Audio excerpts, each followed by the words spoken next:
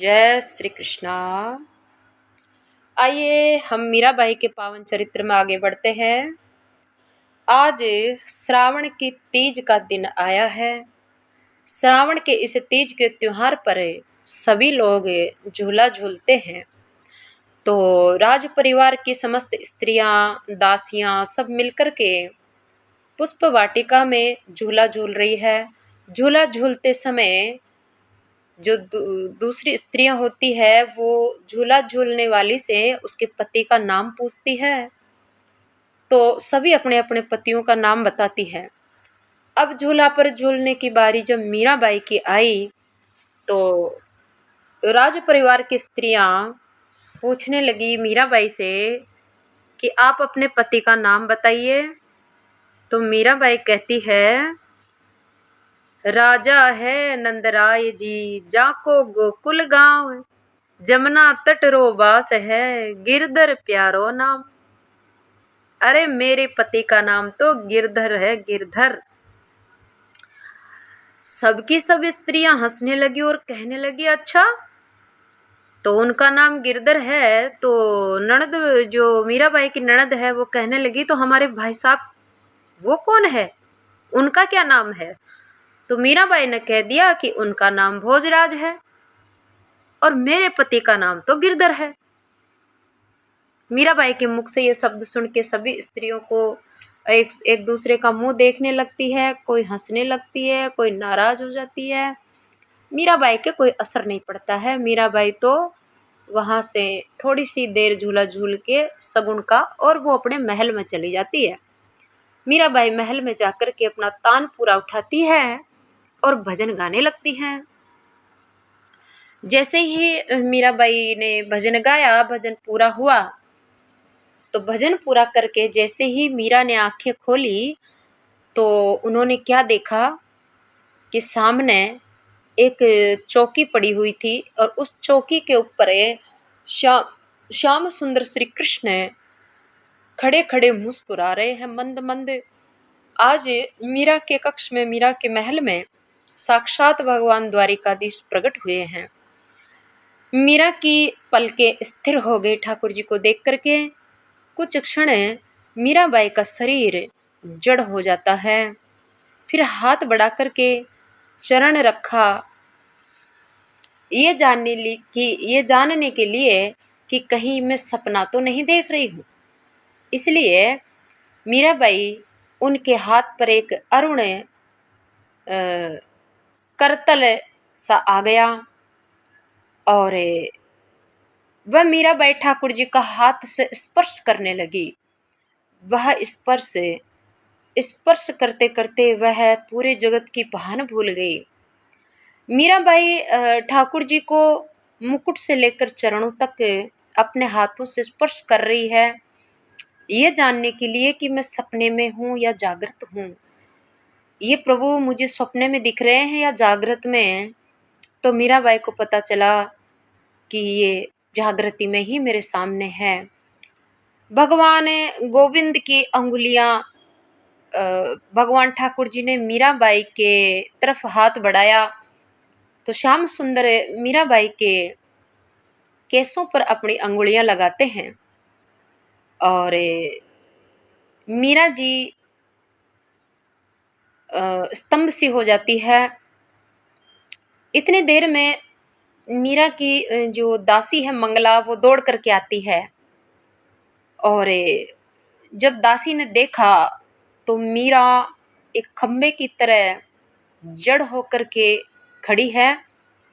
उनका हाथ जगह का जगह, पांव जगह के जगह, आंखों की जो पलकें हैं वो भी जगह की जगह टिकी है और प्रभु का दर्शन करके वो स्तंभ हो गई है।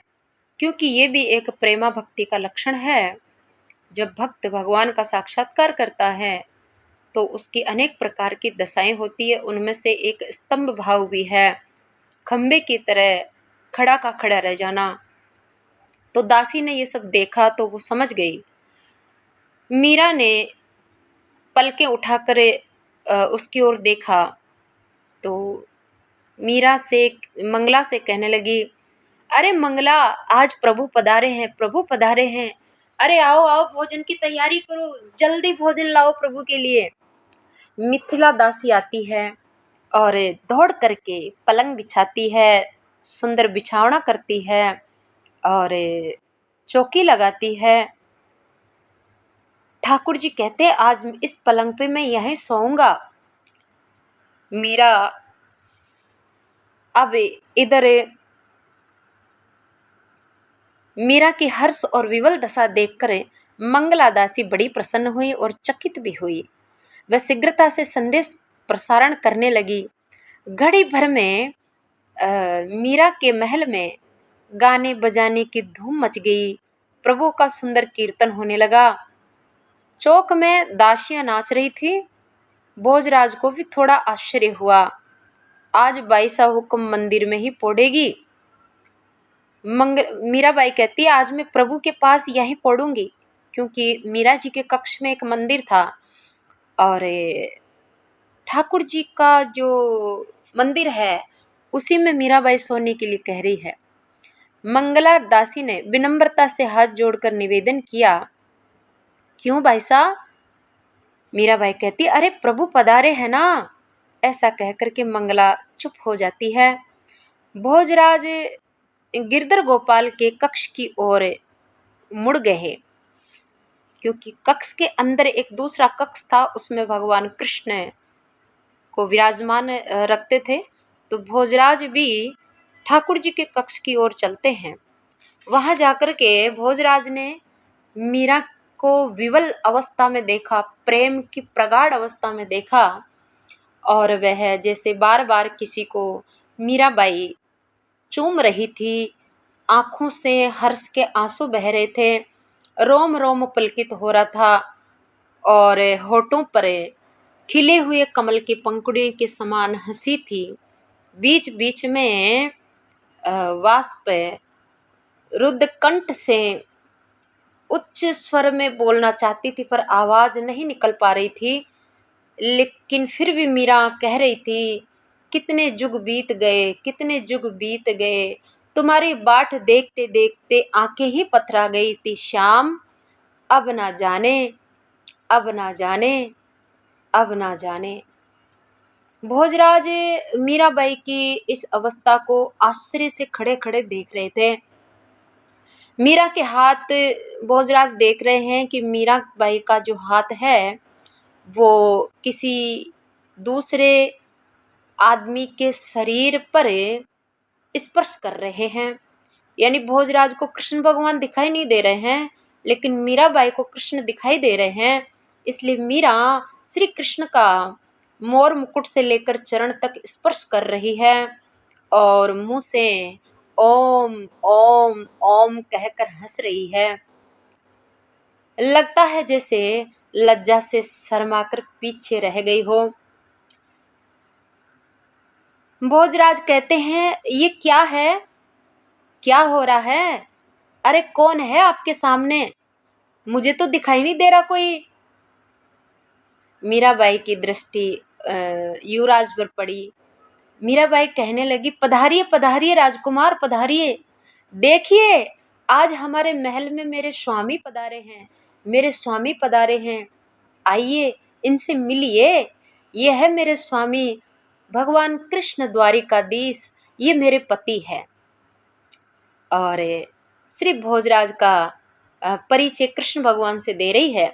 मीरा कृष्ण भगवान को कह रही है, प्रभु स्वामी ये चित्तौड़ के महाराज कुमार है, इनका नाम है भोजराज और ये मेरे प्यारे सखा है। श्री भोजराज से पूछ बैठी, कहिए बताओ बताओ कैसे लगे मेरे स्वामी गिरधर? ये मेरे धनी आपको कैसे लग रहे हैं? है ना कितने सुंदर? भोजराज कह रहे हैं मुझे तो कोई दिखाई नहीं दे रहा है, मैं कैसे बताऊं कि कितने सुंदर है। मीराबाई कहती है क्या?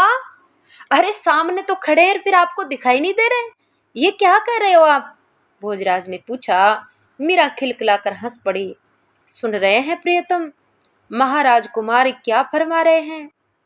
फिर भोजराज से कहा, आप पधारें, ये फरमा रहे हैं कि आपको दर्शन होने में अभी समय है। भगवान श्री कृष्ण मीराबाई से कह रहे हैं कि तुम भोजराज से कह दो कि अभी भोजराज को दर्शन देने में काफी समय है। युवराज असमंजस में कुछ क्षण खड़े के खड़े रहे से और फिर अपने जो सोने का कक्ष था उसमें चले गए। मीराबाई फिर भजन गाने लगी। दासियों ने उसे श्रृंगार कक्ष में चलने को कहा, लेकिन वे अपने मोहन को आंखों से दूर करने के लिए तैयार नहीं है। उन लोगों ने श्रृंगार सामग्री ला करके उसे सजाया। तब श्याम सुंदर का हाथ पकड़ करके मीराबाई खड़ी हुई और ठाकुर जी से कहने लगी, चलो प्रभु चलो, आज सावन की तीज है, चलो हम आपको झूला झुलाते हैं। इस प्रकार से मीराबाई श्री कृष्ण का हाथ पकड़ करके झूले पर बिठाती है, झूला झुलाती है, भजन गाती है, फिर सुंदर चौकी पर बिठाकर भोजन भी करवाती है अपने हाथों से अपने गिरधर को। आज मीरा की प्रसन्नता की सीमा नहीं है। इस प्रकार से प्रभु गिरधर आज मीरा के महल में उनको दर्शन देते हैं और फिर प्रभु अंतर ध्यान हो जाते हैं।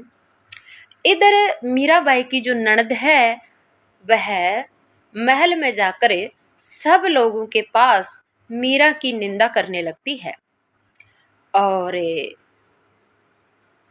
वो कहती है, अरे उसको तो किसी की परवाह नहीं है, रात दिन महल से निकलती नहीं है, हमारे भैया की कोई परवाह नहीं करती है, भैया से ठीक से बोलती भी नहीं है, और हमारे भैया जो भोजराज है उनके ऊपर भी आजकल तो बहुत बहुत भक्ति का रंग चढ़ गया है, वो भी बहुत भक्ति करने लगे हैं।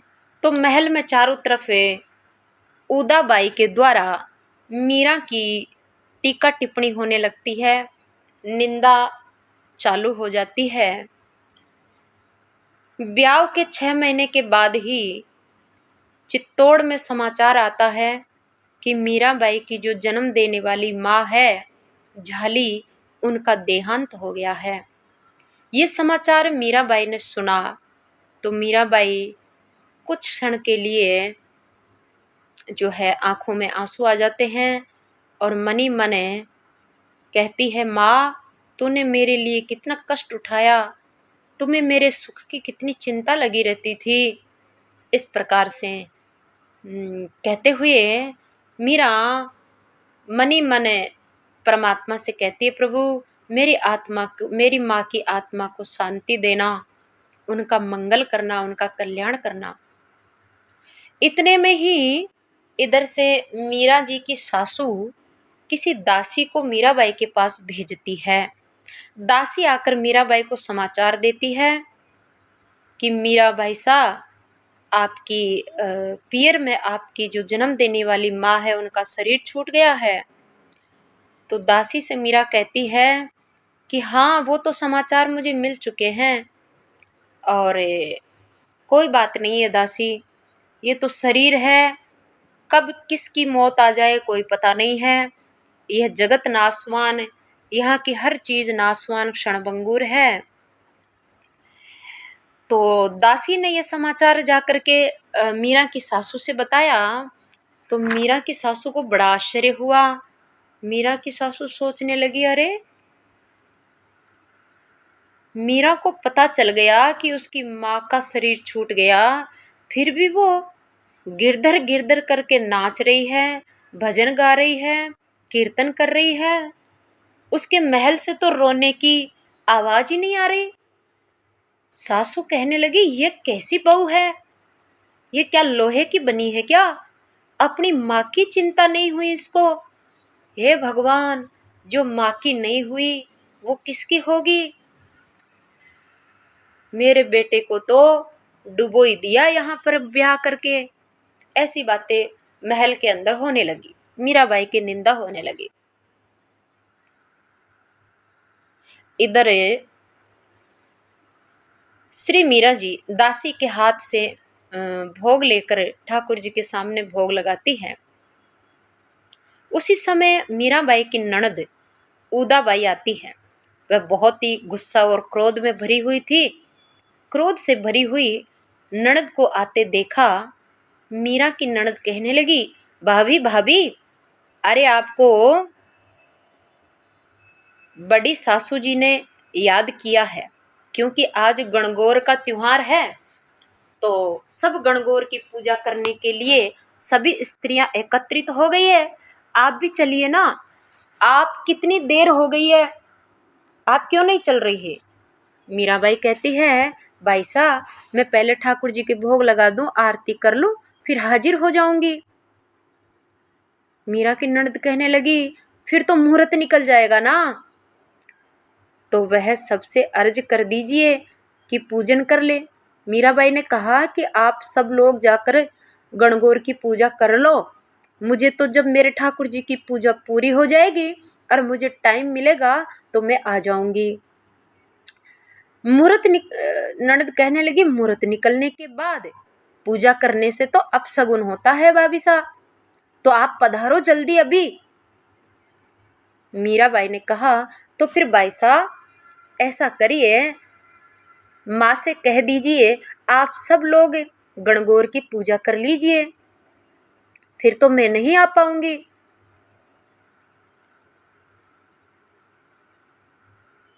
मीरा कहती है, अरे ननद ने कहा, क्या पूजा नहीं करोगी तो पाप नहीं लगेगा? क्या आपका बुरा नहीं होगा? मीरा कहती है, भाई साहब, किसी भी देवता में इतनी शक्ति नहीं है कि वो मीरा का अनिष्ट कर दे, बुरा कर दे। ननद कहने लगी, अरे आपका क्या अनिष्ट होगा? अनिष्ट होगा, बुरा होगा तो मेरे भाई का होगा ना। मीरा की ननद कहती है, क्या तुम्हारे पीर में गणगौर की पूजा नहीं होती है क्या? तुम्हारे पीर वाले कुछ जानते भी है कि नहीं जानते? तुम्हारा क्या बिगड़ेगा? अनिष्ट होगा, बुरा होगा तो हमारे भाई साहब का होगा।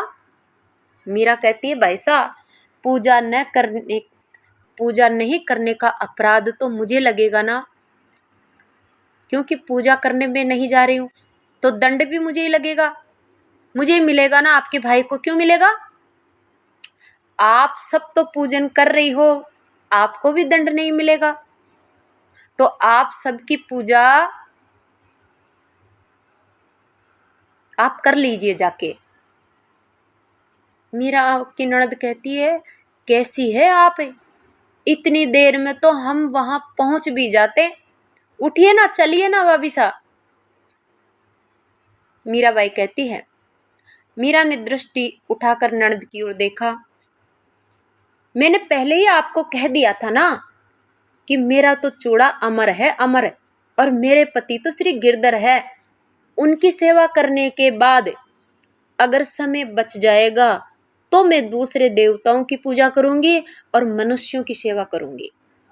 अगर मेरे गिरधर की सेवा करने के बाद समय नहीं बचता है तो फिर मुझे किसी से मतलब नहीं है।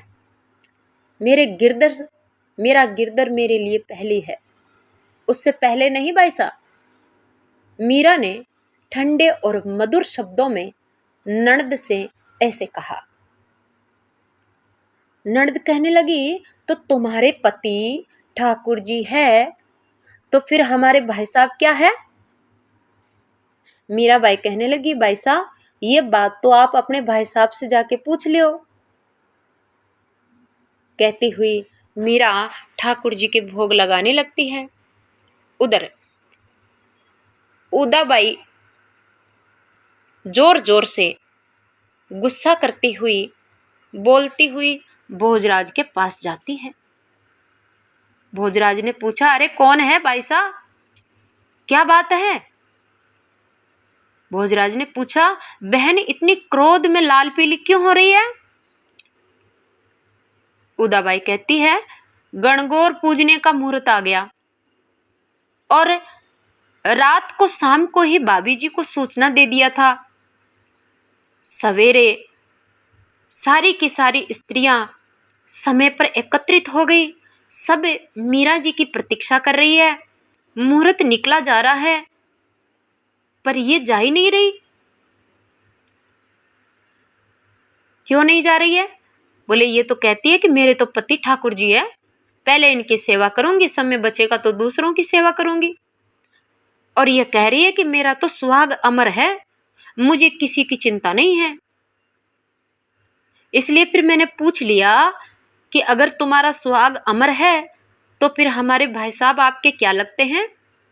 तो इन्होंने फरमाया है कि उन्हीं से पूछ लीजिए जाके। भोजराज कहने लगे भाई बात तो सही है, मीरा का सुहाग तो अमर है।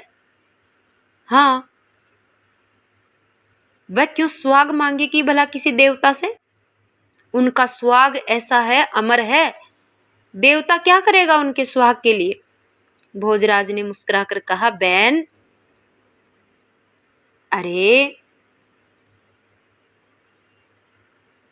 उदाबाई ने आश्चर्य से भाई की तरफ देखा। भाई कहने लगे बहन जा, तू तो पूजा कर आराम से।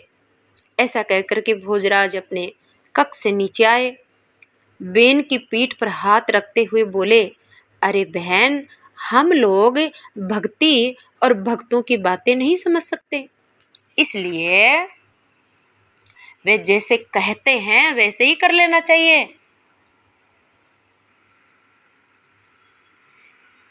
ये मीरा भाई की ननद और गुस्से में आ गई और वो कहने लगी अरे ये बहू है, बीननी है या कोई बछेरा है?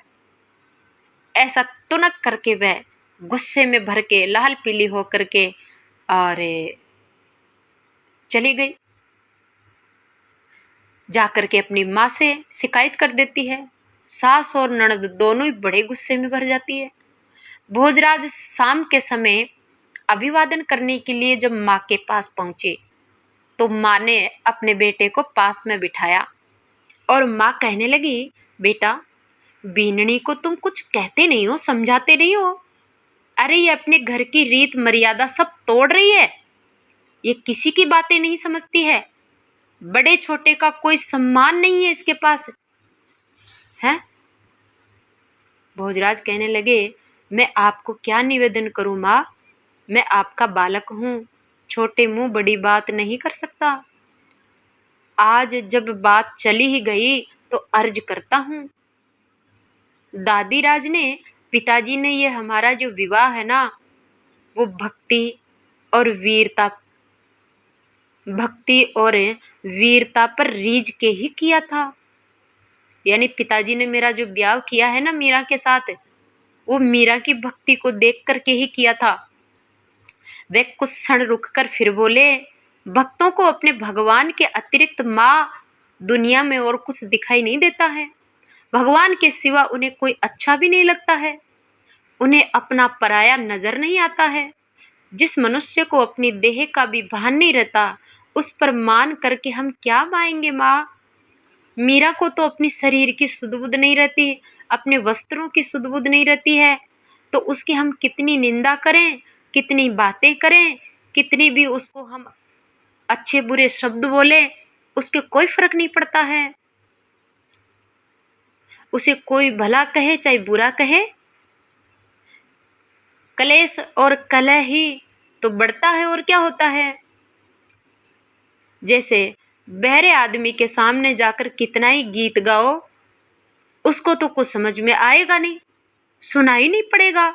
उसी प्रकार से मीरा भगवान की भक्ति में इतनी गहरी डूबी है कि ये हमारे संसारी लोगों की बातों का वहाँ कोई असर नहीं होता है। अरे माँ, बर्फ को अगर सारी रात भी उबाले तो भी वह ठंडी ही रहेगी। भगवान के अतिरिक्त उनको कोई दिखाई नहीं देता है। भगवान भी भक्तों के सामने दुनिया भूल जाते हैं। भक्तों का बुरा करने सोचने पर भगवान नाराज होते हैं। माँ, अपने तो दोनों ओर से मरे, इसलिए मेरी अर्जी है आपसे, जो होता है जो होने दीजिए, मीरा जैसे भजन करती है करने दीजिए माँ।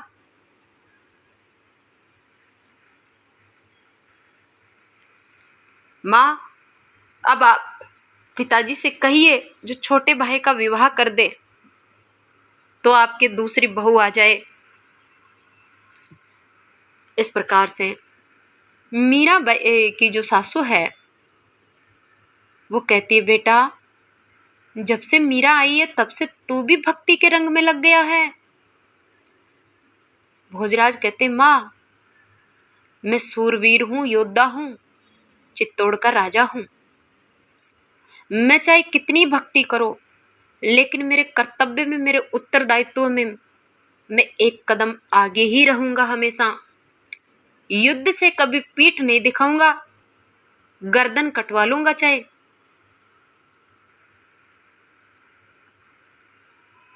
तो भक्ति करना कोई बुरी बात है? अरे भक्ति तो बचपन और जवानी में करनी चाहिए।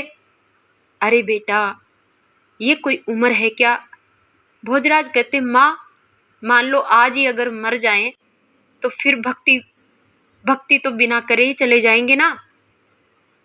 मैं भक्ति भी करता हूँ, अपने कर्तव्यों को भी निभाता हूँ, तो इसमें कोई बुरा नहीं है माँ, आप चिंता मत करिए। इस प्रकार से भोजराज अपनी माँ को आश्वासन देते हैं। भोजराज मीराबाई के पास जाते हैं और मीराबाई से कहते हैं, मीराबाई आपको भक्ति में कोई असुविधा तो नहीं हो रही है? तो भोजराज कहते हैं मीराबाई से कि मीराबाई कोई आवश्यकता हो, कोई भक्ति में असुविधा हो रही हो तो अर्ज करो, मैं आपकी क्या सेवा करूं। मीराबाई कहती है, एक अर्ज करना चाहती हूँ, हुकुम बताइए, फरमाइए फरमाइए। बोले पहले आप वचन दीजिए मुझे।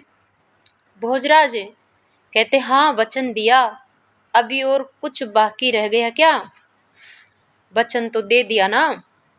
यदि अब भी आपको विश्वास नहीं है तो फिर मेरा जीवित रहना बेकार और व्यर्थ है। ऐसा कहकर के भोजराज का गला भर आया।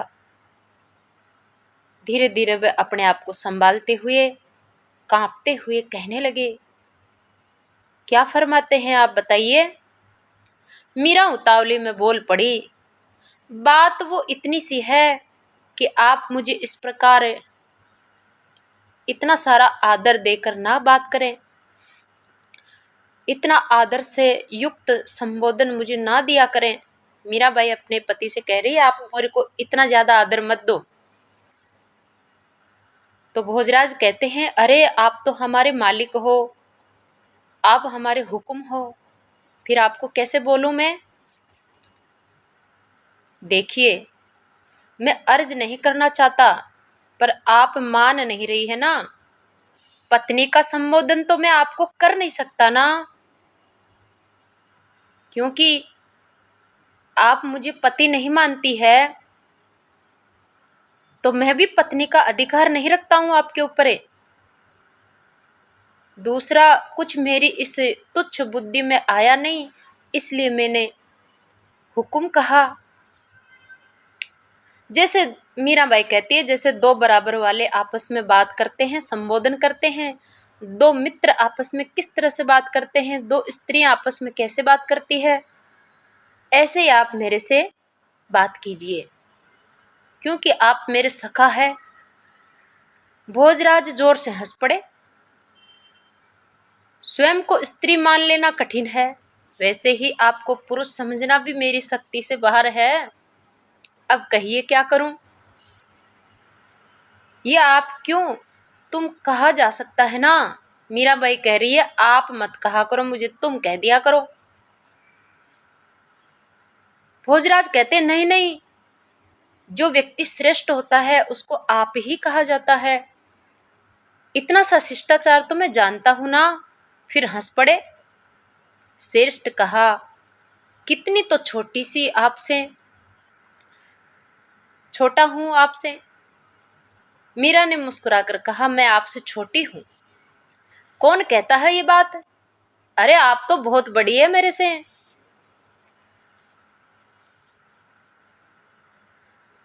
दोनों ही हंस पड़ते हैं, बाहर भीतर से मुस्कुराते हैं। मीराबाई बात बदलती है और कहती है कि मैं आपसे एक निवेदन है आपसे। मेड़ता में, हमारे पीहर में तो बहुत सारे साधु संत आते रहते थे, यहाँ पर तो कोई साधु संत भी नहीं आता है, सत्संग भी नहीं होती है, और मुझे संतों के दर्शन किए बहुत दिन हो गए हैं। प्रभु के प्रेमियों का दर्शन करते ही मेरा मन प्रसन्न हो जाता है। प्रभु के प्रेमियों के मुख से झरती हुई श्री हरि की रूप गुण लीला, उनके मुख से जब मैं सुनती हूँ तो मुझे बहुत सुकून प्राप्त होता है। और हमारे पीर में साधु संत रोज आते थे, मैं उनके पास बैठती थी, कथा सुनती, ज्ञान सुनती थी। और हमारे पीर में तो जोशी जी रोज पुराण की कथा सुनाते थे, मैं बैठ के सुना करती थी। यहाँ पर तो ना ही तो जोशी जी पुराण की कथा सुनाते हैं और ना ही साधु संत आते हैं। भोजराज गंभीर हो गए मीराबाई की ये बात सुन के। भोजराज सोचने लगे, किले तक तो साधु संतों को ला सकते हैं, साधु संत किले में तो आ सकते हैं, पर मीराबाई के महल में तो नहीं आ सकते, क्योंकि ये महारानी है। महारानी के महल में संत के कैसे आ सकते हैं? तो संत भोजराज कहते हैं, भाई साहब मीराबाई, किले के अंदर तो बहुत साधु संत आते रहते हैं, यहाँ भी संतों की सेवा होती है, लेकिन उन संतों की दर्शन करने के लिए तो बाहर जाना पड़ेगा। लेकिन बाहर जाना भी तो अच्छा नहीं लगेगा ना, आप यहाँ की महारानी है, इस प्रकार से महल से उतर के संतों के बीच में जाकर बैठोगी तो भला क्या कोई अच्छा कहेगा? तो मीराबाई कहती है, संतों के संग के बिना तो मेरे प्राण निकले जा रहे हैं, सत्संग के बिना प्राण तृषा से मरे जा रहे हैं। तो ऐसा करें। भोजराज कहते, अच्छा ऐसा करते हैं कि अपने जो इस चित्तौड़ के किले में जो माता जी का मंदिर है, देवी का मंदिर है, उस मंदिर के पास में ही गिरधर का एक मंदिर बनवा देते हैं। इस गिरधर के मंदिर में आप रोज सेवा करने जाएगी तो वहां पर संतों के भी दर्शन हो जाएंगे और इसमें ज्यादा बुरा भी नहीं लगेगा लोगों को।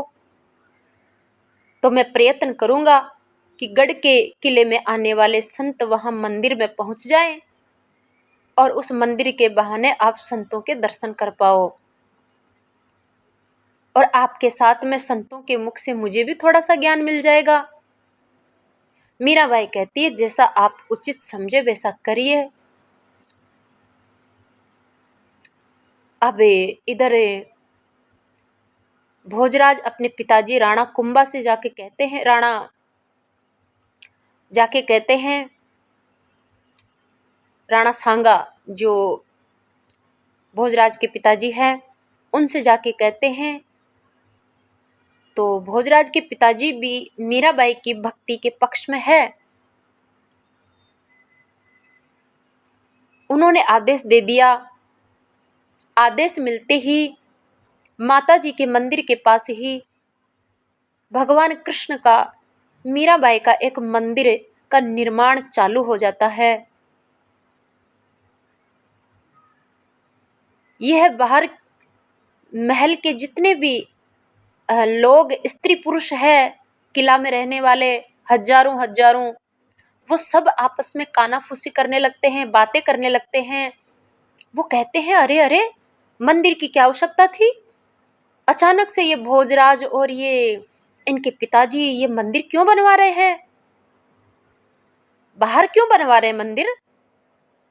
अरे, पूजा करना, गाना, नाचना, क्या ये मीरा वहां बाहर जाकर करेगी क्या?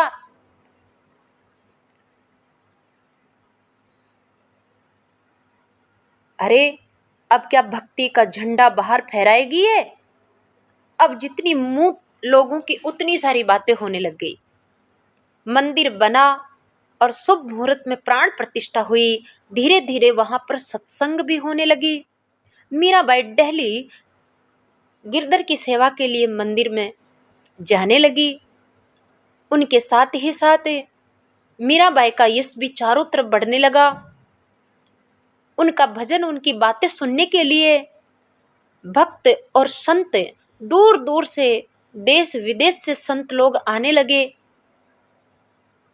मीराबाई उनके भोजन, उनके रहने की व्यवस्था सब भोजराज जोशी जी से आज्ञा लेकर आए हुए संतों की सत्कार और सेवा करने लगे। अब जो गुप्तचर थे वह इन सभी बातों का ज्ञान महाराणा को होता। कभी कभी वह सोचते कि बड़ा होना भी कितना दुख की बात है, क्योंकि मंदिर में एक से बढ़कर एक ज्ञानी गुणवान संत भक्त वहां पर आते थे। मीराबाई भी वहां जाती, सत्संग होती, भजन कीर्तन होता, इतनी आनंद की महफिल वहां जुड़ती। कई लोग किले में रहने वाले भी उस सत्संग को सुनते आनंद विभोर हो जाते। उस भक्ति के आनंद का, उन संतों के सत्संग का आनंद का वर्णन जाकर राणा को सांगा के पास करने लगते, तो राणा सांगा भी पश्चाताप करने लगता। अरे, मैं भी अगर कम से कम छोटा होता तो मैं भी मीरा का सत्संग सुनता, पर क्या करूं, भगवान ने मुझे इतना बड़ा बना दिया है, ससुर बनाया है, मैं उसके सामने नहीं जा सकता। मात्र कोई साधारण जन होता तो सबके बीच में बैठ करके और सत्संग अमृत का पान करता। ये राणा सांगा कितना भाग्यहीन है। राणा सांगा कहता है, अगर मैं भेष बदल करके जाऊंगा मीरा का सत्संग सुनने के लिए तो भी लोग मुझे पहचान लेंगे। जैसे जैसे बाहर मीरा का यश का विस्तार होने लगा, राजकुल की स्त्रियां और समाज सबके सब उनकी मीराबाई की निंदा करने लगे। किंतु मीराबाई इन सब बातों से बेखबर अपने रास्ते पर दृढ़ता पूर्वक चलती हुई आगे बढ़ती जा रही थी। मीराबाई को उनको ज्ञान भी हो जाता कि उनकी चुगली कौन कर रहा है, उनकी निंदा कौन कर रहा है, लेकिन फिर भी वो ध्यान नहीं देती थी। भोजराज सचमुच में ही मीराबाई का कवच बन गए थे, मीराबाई की ढाल बन करके मीरा की और उसकी भक्ति की रक्षा करते थे। परिवार के किले में रहने वाले ज्यादा से ज्यादा परसेंटेज में लोग गुस्सा करते और निंदा और चुगली करते। परिवार का क्रोध और अपवाद को भोजराज अपने ऊपर झेल लेते थे, मीराबाई तक पहुंचने नहीं देते थे। तो इस प्रकार से भोजराज ने आज चित्तौड़ के किले में संतों का संगत और दर्शन करने के लिए मीराबाई के लिए ठाकुर जी का मंदिर का निर्माण करवाया है, महल से दूरी पर किले के अंदर। जय श्री राधे, जय श्री कृष्णा। आगे का प्रसंग हम अगले वीडियो में श्रवण पान करेंगे।